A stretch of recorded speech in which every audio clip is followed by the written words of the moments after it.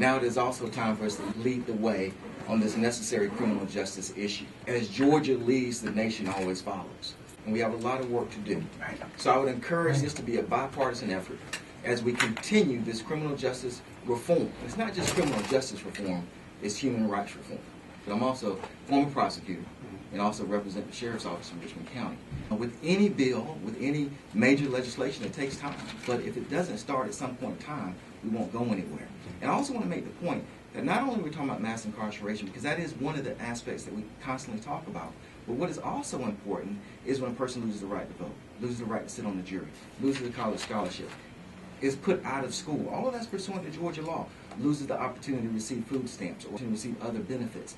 That is also very detrimental to persons. That has a tremendous economic impact to our citizens. So not only are we concerned about mass incarceration, but we have to think about all the other thousands of citizens that also lose opportunities because we are punishing this as a felony. Senator Jones, does this conflict with federal law? No, because you're not legalizing. There's no legalization. As far as selling is concerned, it still would be a felony. In Georgia, selling at any amount would still be a felony. Also, I know that persons have asked, well, what if it goes over a certain amount, or if it's a pound or something of that nature?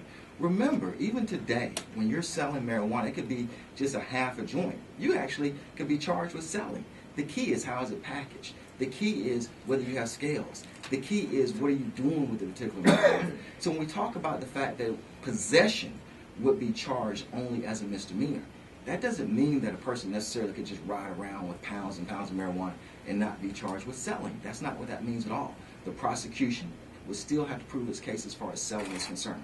They can do that right now. You look at the surrounding facts and circumstances that go with how much marijuana the person is carrying. So it would not have that kind of impact as far as selling marijuana. Bill has to actually be drafted. It has to actually go through committee. It actually has to have a hearing. All it is an opportunity to give Georgians hope. You're saying you have evidence that there's no detriment to the use of marijuana? No, what I'm saying is when we talk about, I think, more medically and also just how the punishment itself certainly doesn't fit to lose those type of benefits for marijuana. When we talk about the damage that more harsh drugs of cocaine and heroin and things like that can do, certainly when you start talking about marijuana, whether there's overwhelming medical evidence one way or the other, when you certainly start talking about marijuana and the fact that a young kid could be kicked out of school and that could affect the rest of his life, that kind of punishment does not fit. This just says because you have these harsh penalties as felonies, that should not be enforced. From a felony standpoint, should not be enforced. What does that mean that you don't agree that marijuana is a gateway drug to other drugs? Question's open, but that's actually a good question in this sense. I'm going to say this. Let's say it was a gateway to other drugs.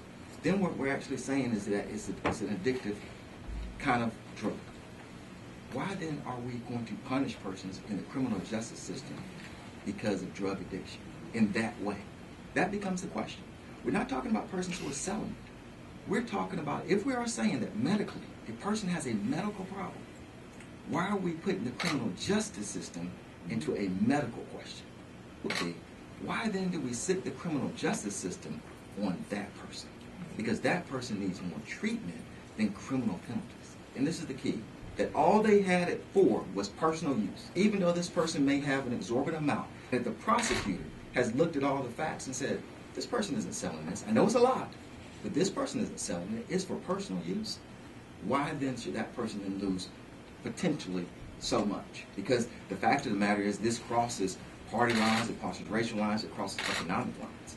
Same way you have a woman who may be in downtown Atlanta who's going to lose her federal benefits also affects a young student in South Georgia who's at UGA who could possibly lose his scholarship.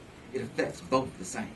So I think that's why it could be a bipartisan effort and should be a bipartisan effort. And we say bipartisan not just from parties, but bipartisan from economic, bipartisan from social. And that's why I think eventually we'll be able to get some traction on this particular bill.